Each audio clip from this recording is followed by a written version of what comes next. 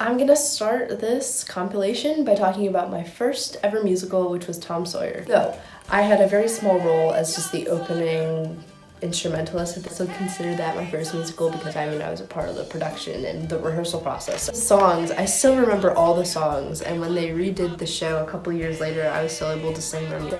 For the acting knowledge acquired part, I would say I definitely acquired a little bit of knowledge because I got to see what it was like behind the stage. In terms of cast relationships, a specific memory I still hold with me to today is a second before I was to walk on stage, I made a facial expression and they just thought I was so funny and so precious, and I just felt so loved in that moment, just having a bunch of actors like fawn over me. And I was so young and they were just having a ball, just interacting with me. Is really fun.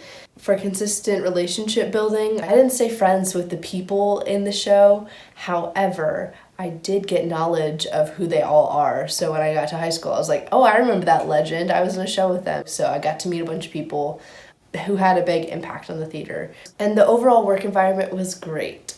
Like I said, I made a couple of first impressions with some of the high schoolers, middle schoolers at the time, and they thought I was the cutest and the coolest, and that just supported my love for just wanting to be in a community where people just like each other and just get to hang out. It was super fun. Like, I had very little stress. I didn't have any lines or anything, so hang out with people, and I was like, oh, I should do this more often. So it was a great environment, and I had a great first impression of theater as my first show. That's Tom Sawyer.